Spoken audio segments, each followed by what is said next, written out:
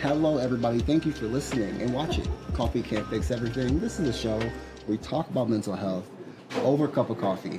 Now, Vanessa, usually when I have this conversation, at the end of it, I always say, I'm not a therapist, so you don't listen to me. Yeah. But I have somebody who's a licensed, who can actually, people can listen to. Well, I'm actually not licensed. You're not licensed? No. Oh, but I have my master's in social work. Hey, more than me. I ain't got my master's in social work. Listen, Yes. You can listen to you more than listen to me. Yeah. People can still listen, yes. but not licensed. Yeah, Disclaimer. I really appreciate you being on the podcast today. You know, before I came here, you know, one thing that I want to talk to you about, rest, right? Like, what is it about rest that we are missing in our lives? So I know that you speak all over the place, and I know, correct me if I'm wrong, but you really speak to maybe those high achievers, those that are really thriving and trying to get to the next level. Right. I don't think rest is in their vocabulary. Right. For a lot of them, it's not. Yeah. Right. So talk to me about rest. Like, what is that, when you think of that, what does that mean to you? Oh my. Yeah. Rest to me is being able to ground back to your center. And we need to be in our center to be able to give back to our practice, our life, our family, the greater good. And I think that the illusion in the world that I work in, and just maybe society as a whole, is that we think that we need to work to get rest, but rest is the prerequisite to be able to be in our center, to have the capacity to give the gifts that we want to give out in the world. And so I think that we've almost been trained incorrectly about where rest fits in our lives. I don't know about you, but I grew up with the notion of like, do all of this stuff and then you rest. Yep. You know, get everything done, make sure everything's clean, and then you sit down. And I understand where that has its place, but at the same time, we drive ourselves into exhaustion when we would be much more effective and productive and life-giving when we rested first or throughout, versus waiting until we've depleted ourselves. I love that. I love the life-giving. Life-giving is so important, and it's something that I've never even thought about. But also, you know, when it comes to rest, there's this feeling, at least for me, of like, there's this anxiety of being lazy. Like, if I rest, I'm lazy. I know to your point, I gotta do A, B, and C. I can't skip. I gotta do this. Then I can really rest. And then, like, but if I just rest, I'm being lazy. I got lazy. But then also, there's that piece of rest where I'm not really resting. Right. So, in like, I'll complete my tasks, whatever those tasks are, right? And then I'm like, okay, it's time to rest. I sit and I get on my phone. Well, am I resting, or am I just trying to escape what's just over happening? Right. Or if like I do burn out, then I just escape. But I'm not resting. No. You know what I mean? I do know what you mean, and what shows up for me as you say that is that we believe that we're lazy when we rest because we believe the lie that we are worthy because of what we do and not because of who we are inherently. And that is the biggest lie that we've ever been taught or told or led to believe. Because if we believed that we were inherently worthy, if we believed that we were okay to be, then we wouldn't need to do in order to feel like we had a place in the world or a place in our relationships or the workplace. And again, I understand logic in life. We need to make a living and we have to be able to do things, right? And we wouldn't stress ourselves to death and feel so guilty when we want to take the day off or have the night to not do the emails and all the stuff if we believed that we were okay no matter what. Yeah, and sometimes people, you bring up something that I I've struggled with a lot, I still kind of struggle with, is, hey, who are you? What do you do? And it's like, oh, well, I'm Corey. And then I start rattling off everything I do for work. Yeah. And it's like, well, that's not who I am. No. Like, for some people, their work can be, life-giving, right? Sure. It could be like, oh, I'm super passionate about what I do for work, but it's not who I am. Right. And I'm trying to get into this mode of like, okay, when somebody asks me who I am, I gotta say, okay, I'm a father. I have to train myself to do that. But even being a father, that's still not who you are either. That's another role. Yeah. So how do you get past that? Like, how do you find out who you are? I know it's a simple question, like a weird It's question, not. but like, yeah, It's a like big how one. do I find out who I am? Yo, I know, right? I wasn't ready for this. Welcome to my world. The stripping away of the illusion. Yo, this is wild. Like, Right. what is that? That is a lot of work and a lot of time. But like, what's that first step to like finding out who you are? I think the first step is, even if someone drew a picture, stick figure, I don't care, and then write down all of the roles that you identify as: mom, daughter, professional, bicyclist, whatever. Write it all down and just know it's not you. That's the first step, is to be able to see it and be like, these are all roles, and we love our roles. We love identifying as our roles, but that's not who we are. And then the next step would be remembering that you are a multidimensional, infinite being. I mean, that sounds so deep, but that's really what we are. We're not our roles. We're not our personalities. We're like the infinite spark that makes everything keep going. Yeah, and I think that's for me, and I can only speak for myself. I can't speak for anybody else's experience, but I know for me, that being my identity, like Corey, the father, Corey, the podcaster, the community advocate, this, that, and the third, keeping up with those things lead me to burnout faster. Right. Because I'm trying to keep up with what that is. Right. And it's just not realistic for me all the time. Right. Sometimes I'm like, man, these kids suck. Yeah. I don't want that. Right. I'm not dad today. Yeah. Right. That's just real. And sometimes that can just like, oh man, but I gotta be that. But then I gotta go to this community event because I'm a community advocate. I want to be a community leader, so I have to go. And it's like, oh my, it's draining. Yeah, absolutely. Our roles box us in. Yeah. Because there's so many rules around our roles. Being a dad means certain things. Being a mom means certain things. And when you identify with those roles, it feels so suffocating. But imagine realizing that you're not any of that. Then you have all this space and freedom to create in a different way. But that's intimidating, and it's scary to imagine that you're not everything that you once thought that you were. And the freedom of realizing that you're, again, multidimensional, and that you're not any of that, and that you're just able to be. You're just able to be. And I think that is a concept, Vanessa, that can be very tricky for a lot of people to grasp. Yes, I'm sure. Like what is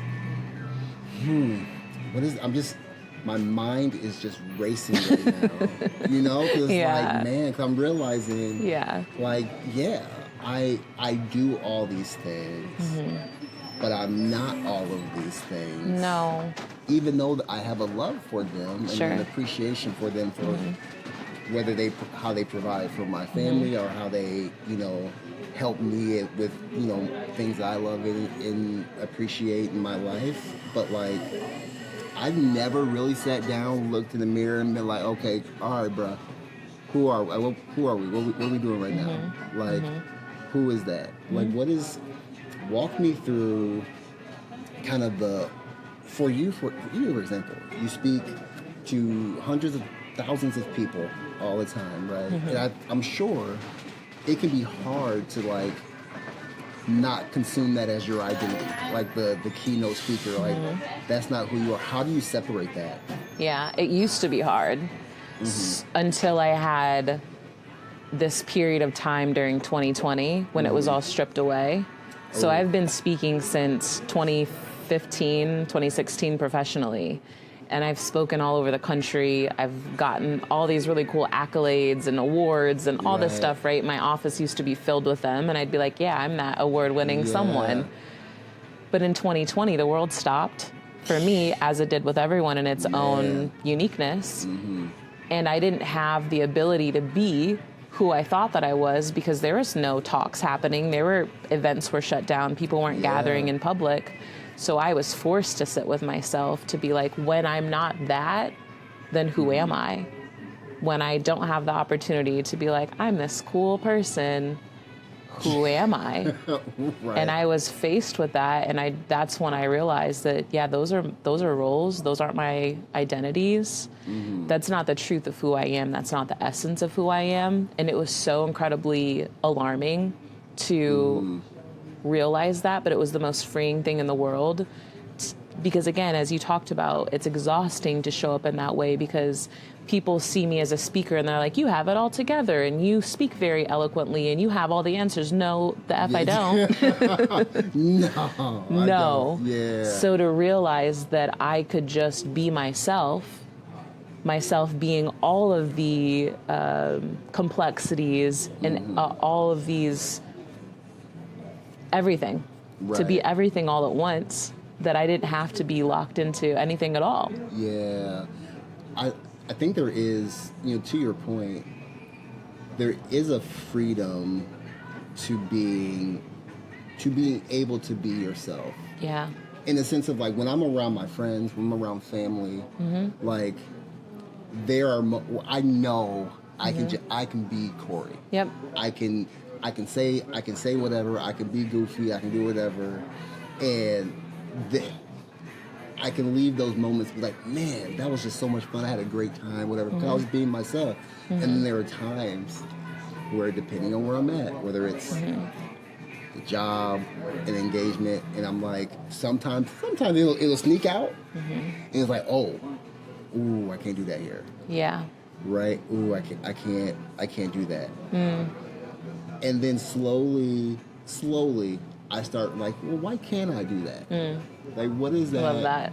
What is it about this situation that I can't do? I'm gonna give you a prime example. This was a few years ago. I was talking to a CEO of an organization, and they said something that I agreed with, and I go, "Oh, that's dope."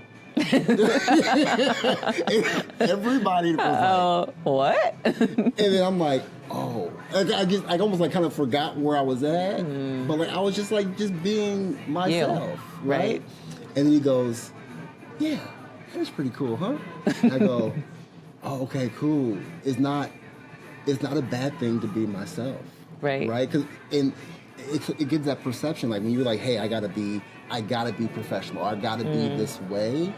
It makes it seem like, oh, well, me as a person, I'm a bad person because if I can't be that in a space, then that means I'm not worthy of being in that space. Right. That's kind of what goes on in my head. It's like, oh, I can't. But it's moments like that that make me realize, like, man, if I'm just being myself and just being who Corey is, not when I'm in a space, even though I know I'm there because they want my 2 cents on something. Yeah.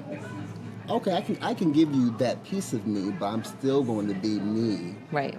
And like putting those together is something I'm working on. Yeah. Right. Like, because I want to be professional and like give the information that they want. In a way that they can consume. Sure. But it still has to be authentic to who I am. Absolutely, it does. And there's a balance. So I'm still learning. I'm not there yet. I'm still trying to figure out who I can be like, oh, that's dope too, and then be like, and then still say it, but say it with confidence. Right. And be like, I don't care how you take this. Sure. This is who I am. But Right. we'll get there. Yeah, we'll get it's there. a daily practice. Daily practice. And again, it goes back to you are multidimensional. So you get to be the person that says that's dope, and you also get to be the person that tightens it up when you need to tighten it up because that's still you. Yeah. And you get to be the person that's playful with your kids because that playful person is in there, but maybe not to the CEO, right? And so it doesn't mean that any of them are bad. They're just different, but you get to be all of them. And if we all just were able to accept that instead of feeling like we needed to stick to this rigid identity or rigid role, then we would have so much more freedom and acceptance of who we are. How do we get rid of the characters? Because I feel like I have a character for every situation that I'm in, right? If I'm with these people, I know this is how I'm going to present to them. If I'm over here, this is how I'm going to present to them. One, how do you get rid of that character? And two, honest question, like, are there moments when that is necessary? So when you say character, the language that I use is parts, and it goes back to internal family systems or parts work.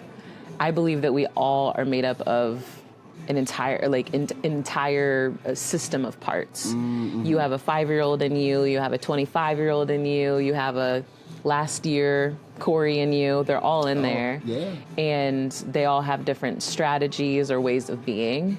And they get activated during certain spots. So when you're sitting with the CEO, there's a certain part that's like, okay, I'm going to take the lead here. I'm going to drive the bus or the car.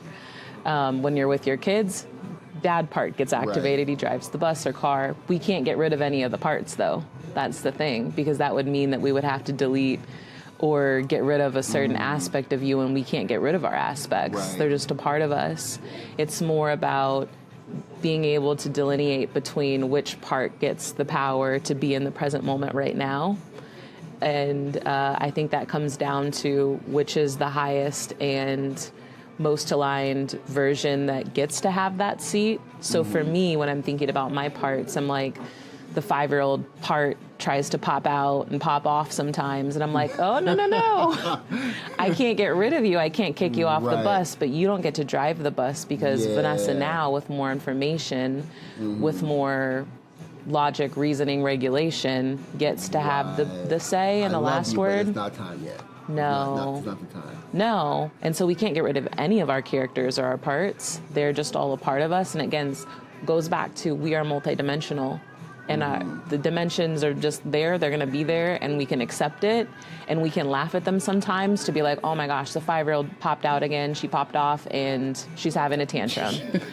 And now I'm going to have a conversation with this part and be like, okay, I understand the way that you saw that as a 5-year-old mind, but here's how I see it as a almost 33-year-old and how it could be handled differently. Yo, that is so important for people to understand. Right. And like the more I think about it, it's like, oh well, when I think about, okay, getting rid of characters and putting it into that language of parts, right? And I've heard that term before. Shout out to Kayla, the consultant. She talks a lot about parts. Oh yeah. Oh, a lot about it, and the inner child and all of that. And so I've learned a lot from her in that aspect. As far for her content, anyways, pretty heavy on that. And as I think about it, it's like, I don't think, as you were talking, I was like, oh man, now that I think about it, I don't want to get rid of some of those parts either. No, they're brilliant. Yeah. Some of those parts that like may come out at interesting times are parts that like spark my creativity. Yeah. And like parts that like are strong parts of me that like, it may not be the right time for that. Right. In whatever moment, but like, it plays a part. Right. It is me. It is you. Yeah, exactly. And I think it's being able to look through the lens of love around how our parts came to be, because they all served a purpose at some part in our life at certain time points. And so, for me, when that 5-year-old comes out and she gets mad, she just gets mad because she senses injustice. And her survival strategy was just to be like, "Arr," I'm going to step up and say something. And so that's not bad or wrong. And it might be inappropriate at times, but I still get to look at that part with love because she's just trying to protect me because she cares about me. But I'm not going to look down upon her because she's just one of my many parts that gets to have a say, but she doesn't always get to drive the bus. Right. Yeah. Right. You could protect me when it's necessary, but like. Yes. Yeah. Yeah. So they're creative and they're brilliant and they serve a really amazing purpose. And it's also realizing that us now in this moment, we have the most information, the most amount of experience. And so being able to tune into this moment with all of the life that we've lived, to be able to live from this place versus tuning back into other parts that aren't as evolved. Man, how does that show up when you're when you are with your own children, right? Like with your knowledge and you're seeing maybe they're how old are your kids? Juliana's going to be 1 and EJ will be 6. 6, right? So, how, well, your 1-year-old still got some time. Yeah. Yeah. But even with your 6-year-old, like, you notice, like, oh, okay, maybe. I'm assuming that you approach your child differently. I do. Because of that. Yeah. I just give him so much space. I give him space to be. I'm really careful about how I'm programming him in terms of what he'll grab a hold of and internalize and tell himself as a story later in his life. Man. So my husband and I are so incredibly intentional about what we're teaching him and talking to him about. And what's showing up right now is, they make mistakes all the time and they make messes all the time. And, growing up for me, it was like a personal attack. Almost, it felt like when I spilled the milk or made a mess. Right. And, now I'm like, messes are made all the time. What do we do with messes? We clean it up. And so he knows that making mistakes is normal. He knows that it's a part of daily life. He knows that he's still loved, even when he doesn't do, what we expect him to do or what is convenient for us. So we're just very careful about nurturing him so that this can be a part that can be useful for him in the future. Yeah, that's so real. I have a 15-year-old daughter, 13-year-old Fun. Oh my gosh. And that's a lot. It's a lot. And, now I never approached, I didn't have this knowledge of like parts and anything as they were those ages or 6 and growing up. But I remember just kind of saying to myself, when they would make mistakes, not wanting them to feel like they can't make a mistake. Right. Right. So I was always very intentional about like, if they were making this mistake, now, hand to God, I wasn't always perfect. I was like, there were some times where it was frustrating. Like, so you don't do that 3 times. You do it like, oh gosh. But I try to be very mindful of like, how I calmly approach them on certain things, like, and be like, hey. And my son be like, I'm so sorry. Oh God, I'm so sorry. I'm like, bro, we're good. It's okay. Yeah. You can relax. This is what we're gonna do, and it'll be fine. Right. Right. Right. Yeah. You can relax, and I know that like that's really and. Me being able to be myself after the problem, to be able to like joke about, hey, did you do this? And like, how was school, whatever. It's like, oh, okay, so we are really past this now. Okay, cool. I love so everything's good. Wow. Right? And now that took time. That took a lot of learning as a new father, as a new parent. But I know we were very intentional to make sure that they understood that like, hey, no matter the mistake, no matter what is going on, that's going to be okay. Because I also want them when they get older, like I want my daughter to know that, hey, if something happens, you can talk to dad because dad's not going to get angry. He's not going to judge. Like it's going to be okay. So like whatever's going on, I can let my dad know. That's beautiful. That was a big. That's big. I'm like, man, y'all are very stressful for dads, right? Right. I want to make sure that my daughter knows daddy's going to be there. Beautiful. So it's going to be okay. That's so good. It's good to know that, hey, even though I didn't have that language, sure, that we were kind of doing some of that stuff. Yeah, absolutely. It sounds like there's safety in the relationship, and I think it's also so important to acknowledge we are the voice in their head until they really form their own. And so being so clear about, what we speak over them, what we talk, how we talk to them, what we talk to them about. And almost every night I sit down with EJ, and I'll do this with Juliana when she's older, but every night he finishes my sentence, I love you for who you are, and then I go, or I love you for who you are and he says what I do. And there's no one else in the world, and he goes, like me. And we just go through every night, and we're so intentional about, we're literally programming these kids, and we want to make sure that it's in their highest and best ways, because so many of us are suffering the consequences of having to do the reversal work from how we were programmed. Yeah. Well, and also going back to your saying that's so dope. I really like that. A lot of people right now are struggling with the fact that they don't love themselves for who they are. Right. Like they feel like maybe things didn't go their way. They didn't get the job. They failed at something, and now that is who they are. Right. I've seen that so many times. Right. This thing didn't work out, therefore I am a failure. Right. How do we get past that? What does that work like? Is that different than what we were talking about earlier, and looking in the mirror and saying who I am? Is there another layer to it once you've had this life experience, and now that is your identity as I'm a failure? Right.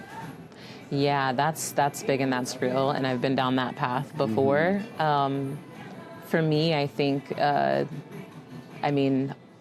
all of the healing tools around therapy and healing modalities and the different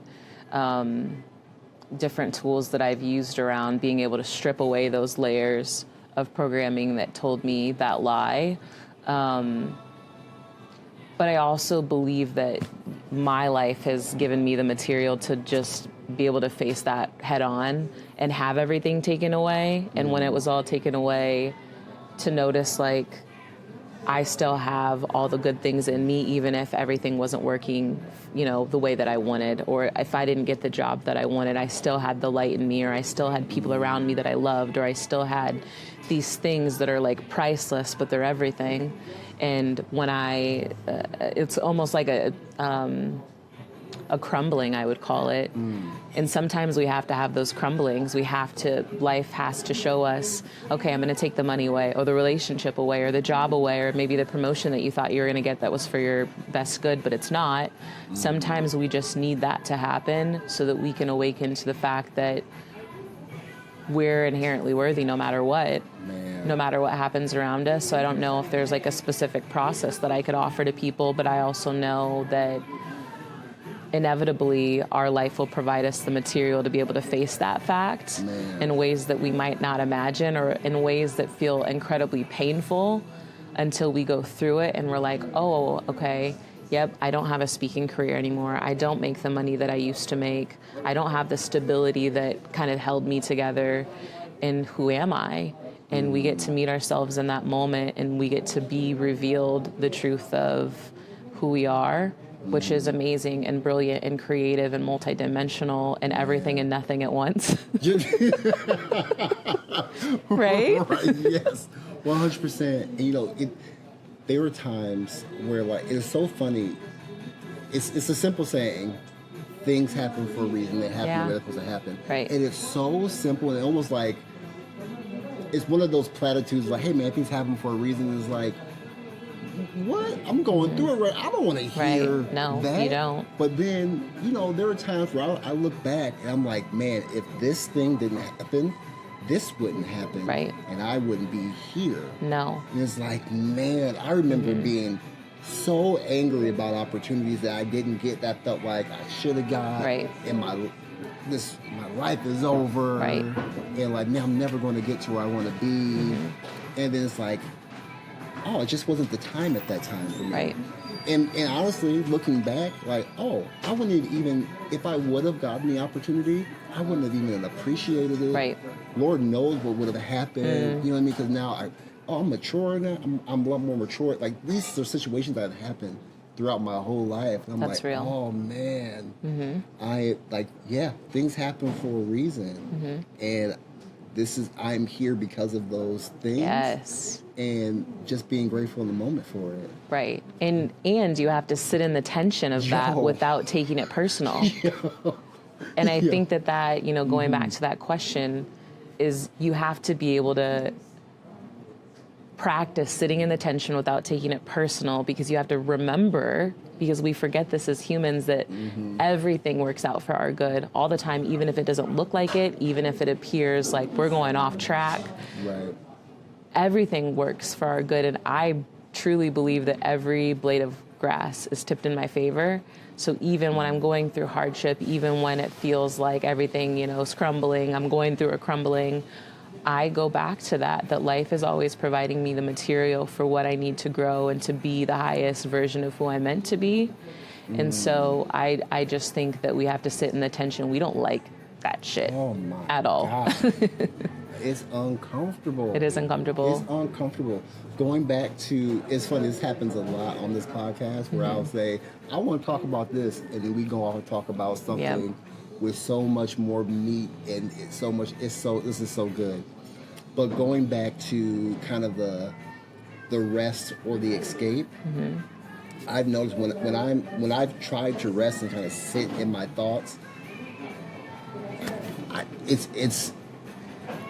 it feels like an hour, right? And it's been 2 minutes. Yep.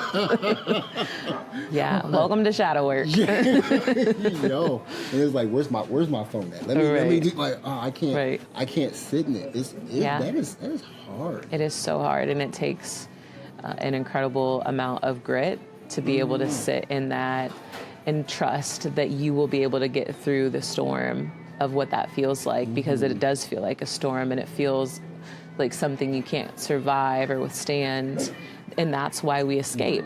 We escape through food, through drugs, through overworking or not working. We escape through procrastination. We escape through, tons of modalities, because facing ourselves and facing the questions that keep us up at night is incredibly challenging to do. Man. But when you're able to get to the other side, it's the most rewarding work. I tell people all the time, I don't look like what I've been through, because I've been through incredible hardship, and I've had the ability to sit in that tension and feel the hard stuff, process the hard stuff, so that I can have the life that I have now and to be able to be who I am. And I just hope that more people in the world can know that that is an outcome that's attainable for them. Yeah, and I'm sure it probably shapes, I think it's what makes you a great speaker, because you went through that work. So like when you're speaking to people, and like people can feel what you're saying is true. Oh, she means that. Right. Like I feel like when I speak with intention, there's a difference between when I'm talking like real about something, or if I'm just kind of like, oh, I kind of know what you want to hear. Yeah. And it comes off kind of superficial. Right. And it doesn't connect the same. And I think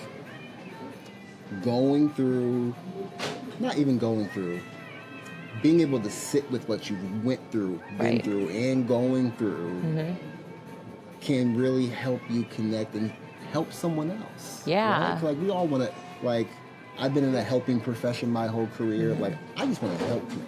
Right. But like you said, you can't help nobody if you don't help yourself first. No.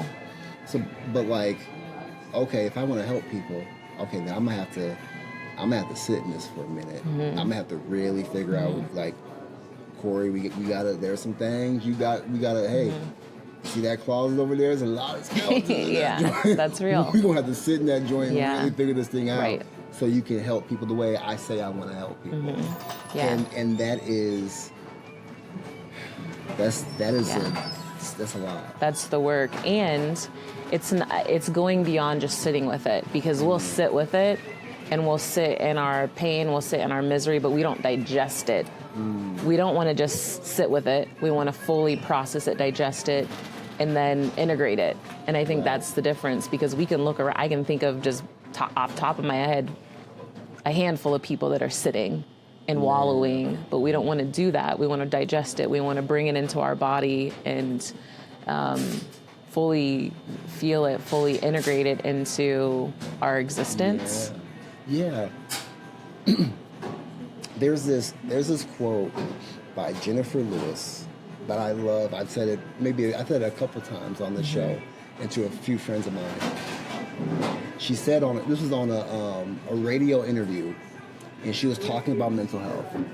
And she said, the longer you sit in shit, it stops stinking. And it was funny at the time. I kind of like laughed about it, but I'm like, yo, she has a point. Right. Like the longer I can sit in my stuff, even if I'm sitting in it trying to figure it out, there still has to be some movement of like, okay, I gotta get out of this too. Right. Or I'm just gonna be stuck in it. Yeah. Like what is Absolutely. that? Like, what is that from your perspective? Like what is? Talk to me about that. Talk to me about like you want to sit in it and you want to figure it out. You want to really do that hard work. But does there need to be you still need to get out? Right. Like what does that look like? Right. I mean, for me, so many different healing modalities that I've used, but, through therapy, being able to process a memory or an experience, feel the emotion of it, and close the loop around it, and then be able to change the story moving forward, because I really believe that everything is neutral until given meaning. So, we have these experiences, and we make a story about who we are because of them. So not only do I need to go back into the story and feel what I felt then to be able to close the loop, but I need to then go back and change the story because it was neutral to begin with, but I assigned a specific meaning to it. So to give you an example, to break down the complexity of what I'm talking about is when I was a kid, I was raised by my grandparents, and I would have visitation with my parents, but sometimes one of my parents wouldn't show up, and I would sit in the alley waiting for hours and hours and hours, just hoping and wishing, and sometimes they wouldn't come. And so that was a neutral situation. I assigned the meaning that I wasn't good enough because my parent didn't want me or show up or whatever. So when I did my healing work, I had to go back and reprocess that feeling and then change the meaning around the meaning and the interpretation that I gave. And I had to go back and say that had nothing to do with me. And there's a million other meanings that I could give to that versus the one that I identified with and create an identity around, because that identity was not me, and it wasn't it wasn't the truth of who I was, not then and not now. Their choices had nothing to do with who you are. No. Man, as a child, that's hard to It is. process, but man. And even now, as a speaker, I get feedback all the time, and someone's like, someone could say, oh, that was the worst speaker in the world. I hate her. I don't want to see her again. And I have two choices, and first of all, as a human, you're going to feel something from that. And so I allow myself to process the feeling. And then I go back to, okay, that is a neutral event that I get to assign meaning to. Do I get to decide that it means something about who I am, my truth? Right. Or is this a reflection of someone else? And that sparked something that I said it was going to show up somewhere in this conversation. And now it's time. When is it showing up? Right? So Ram Dass, he is no longer living here, or he's since passed, but he's a spiritual teacher, and what he says is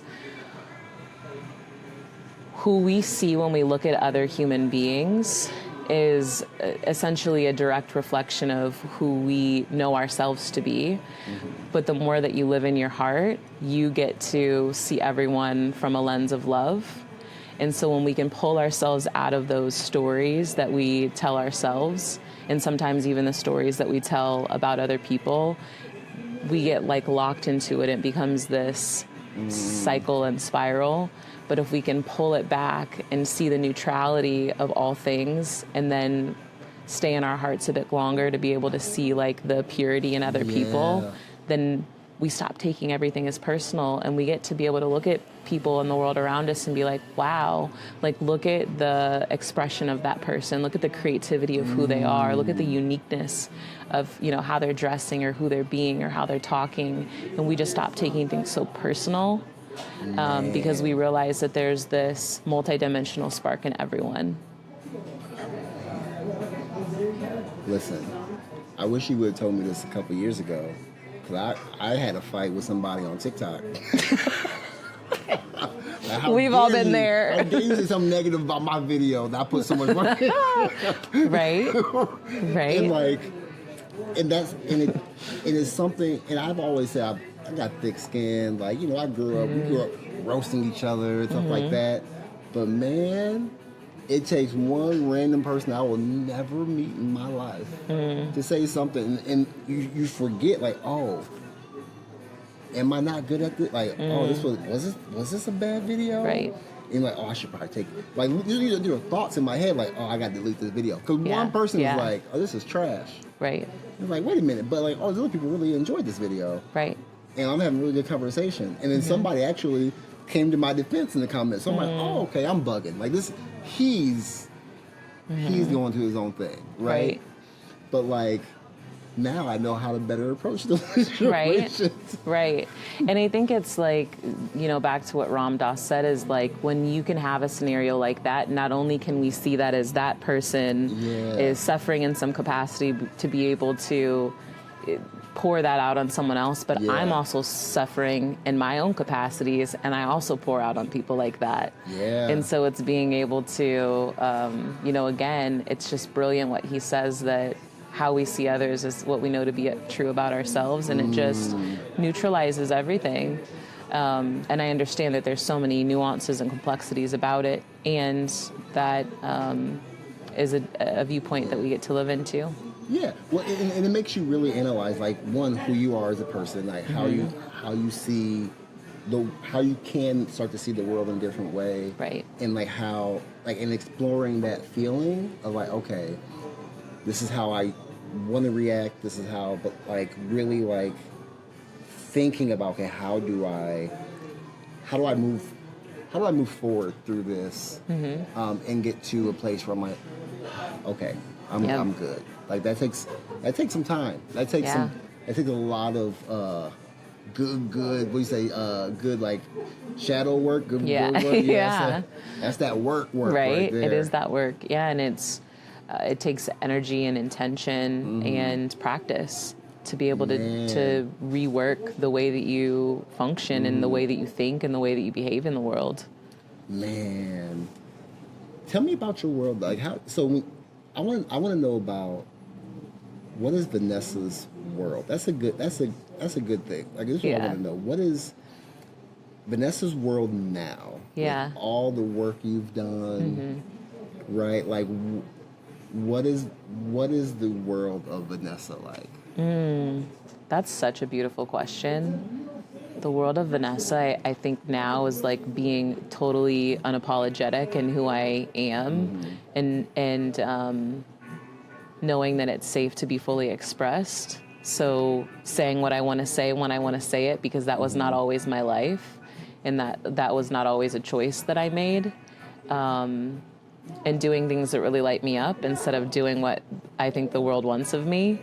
And really working on being regulated and being in my center, because that's so important to me. And my kids are a big part of my world. Being a mother is like my top priority in the world, and making sure that my kids don't even experience a speckle of what I have. And just being able to serve the greater good of humanity through my speaking and my coaching and the Rewired Lives that I'm doing in the community. and being in service to, you know, my family, my husband, and the world. That's a glimpse of my world. And being in service to myself, because I think that we forget about us. Man. It's so easy to forget about us in this culture. Yeah. Because there's so many demands and there's so many things to do. But if my cup's not filled, I can't fill anyone else's. And just being in service to myself and trusting that I can have an ease-filled life. That's a big one right now. So I'm taking a day a week where I'm fully blocking out my calendar, going back to rest. And I'm going outside barefoot and I'm sitting on a blanket by a tree and I'm breathing and I'm taking in the world, because we're in a world. Did we forget that we're in the world? Did we forget that we have air in our lungs that provides us life? And so I take a day every week to just be with myself, be with nature, be with what's natural and real. Man. And so that's a glimpse, like nature, and I'm a little woo-woo if you didn't tell. Love it. But I'm just, everything and nothing. Man. Everything and nothing. And nothing. That's just going to be the title of this episode. Everything Clock and it. nothing. Yeah, I love it. Vanessa, this was so good. I'm glad we were able to do this. Yes, likewise.